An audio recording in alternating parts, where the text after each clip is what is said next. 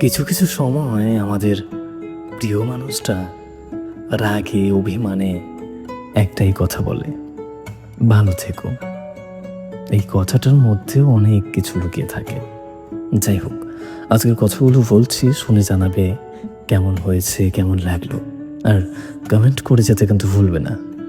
ফেসবুকে শুনলে ফলো করবে, ইউটিউবে শুনলে প্লিজ সাবস্ক্রাইব করতে ভুলবে না। আজকের কথাটা শুরু করছি। এই যে কথায় কথায় বলো ভালো থেকো, তা তোমায় ছাড়া ভালো থাকি কি করে বলো?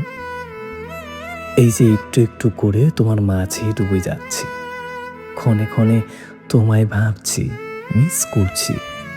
তোমাকে ভীষণ দেখার ইচ্ছে হওয়ার পরেও তোমায় দেখতে পাচ্ছি না। এভাবে কি ভালো থাকা যায়? কাউকে প্রচণ্ড মিস করার পরেও তাকে পাশে না পাওয়ার যন্ত্রণা বোঝো? দু চোখ পুড়ে যায় দেখার আকাঙ্ক্ষায়, মন পুড়ে যায় কাছে না পেরে। এইভাবে কি করে ভালো থাকি বলো তো? আজ তো একটা মানুষকে বুকে ঠাঁই দিয়ে এমন ভারী বুক নিয়ে দম ছাড়া যায়, নিঃশ্বাস নেওয়া যায়?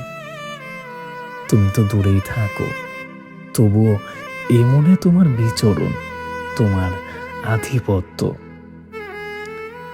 চোখের পাতা নেমে এলেই তুমি চোখ জুড়ে থাকো, ছুতে গেলেই তুমি অদৃশ্য।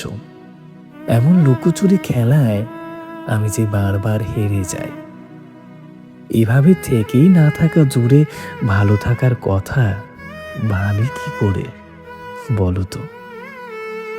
তুমি পাশে থাকলেই তো আমি ভালো থাকি। মুখের হাসি দেখে তুমি কি বোঝো না? তুই যখন আমার ভালো থাকার আশা করো, তবে কেন দূরে থাকো, কেন পাশে থাকো না? তোমায় ভীষণ দেখতে ইচ্ছে করলে কেন হুট করে সামনে আসো না, পাশে বসো না? আজকের কথাটা কিন্তু খুব সুন্দর লিখেছেন ফাহাদ মিয়া। সত্যি উনি যে স্টোরিগুলো লেখেন খুব সুন্দর হন। আচ্ছা, আজকে ভোকালে ছিলাম আমি কুশ দাস, লেখাই ছিল ফাহাদ মিয়া। জানাবেন কেমন হয়েছে, কেমন লাগলো। আর কিছু কিছু মানুষ ভাবে এটা আমার ব্যক্তিগত জীবন। আমার কোনো ব্যক্তিগত জীবন নয়। আমি মানুষের ঘটনা বলতে ভালোবাসি, মানুষের গল্প বলতে পছন্দ করি, তাই এসব কথা বলছি। ভালো লাগলে প্লিজ জানাবেন, ফলো করবেন, সাবস্ক্রাইব করবেন। দেখা হচ্ছে আগামী কোনো গল্পে। ততক্ষণ পর্যন্ত ভালো থাকবেন, সুস্থ থাকবেন এবং নিজেদের যত্ন নিতে ভুলবেন না। Tata, bye bye.